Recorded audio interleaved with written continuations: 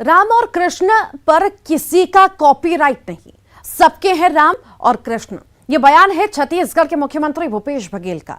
कृष्ण जन्माष्टमी के मौके पर कृष्ण कुंज अभियान की शुरुआत के मौके पर सीएम बघेल ने सीधा हमला बीजेपी पर बोला और कहा कि बीजेपी सिर्फ वोट के लिए भगवान राम और कृष्ण के नाम का इस्तेमाल करती है।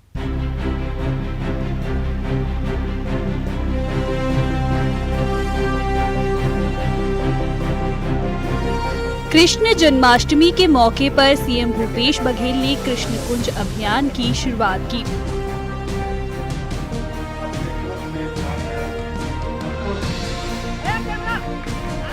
इस अभियान के तहत प्रदेश के शहरी इलाकों में 162 स्थानों पर पौधारोपण किया गया।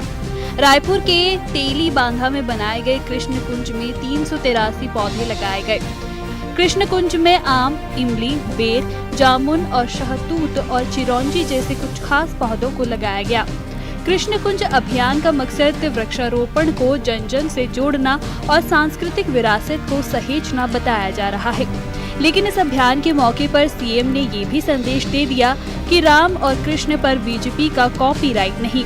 सीएम ने कहा कि बीजेपी तो सिर्फ वोट के लिए भगवान राम और कृष्ण के नाम का इस्तेमाल करती है।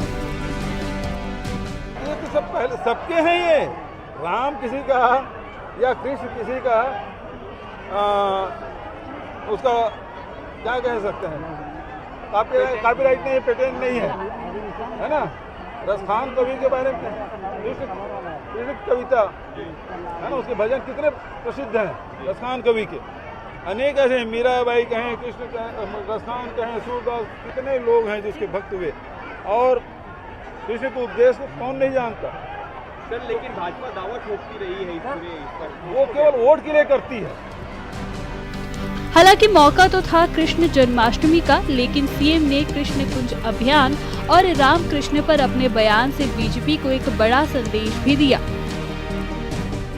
निश्चित रूप से राम और कृष्ण सबके हैं, ये तो सनातन धर्म है।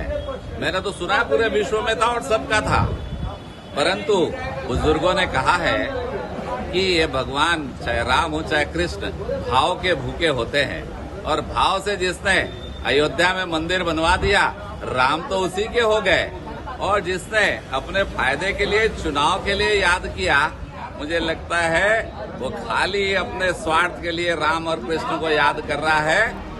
सीएम ने इस मौके पर एक कदम का पेड़ भी लगाया। मान्यता है कि भगवान कृष्ण यमुना के तट पर कदम के पेड़ पर बैठा करते थे। अब कृष्ण कुंज में सीएम के कदम का पेड़ लगाने के बाद चर्चा है कि कांग्रेस चुनाव में भी कृष्णमय नजर आ सकती है। वैसे भी सीएम ने साफ कह दिया है कि राम और कृष्ण किसी पर भी किसी का कॉपीराइट नहीं। ऐसे में अगर सियासी चश्मे से देखा जाए तो कृष्ण कुंज अभियान से बीजेपी की चिंता बढ़ सकती है, और आने वाले वक्त में अगर राम कृष्ण और हिंदुत्व पर छत्तीसगढ़ में सियासी महाभारत देखने को मिले तो इसमें अचरज की बात नहीं होगी। देवव्रत भगत, न्यूज़ 18, रायपुर।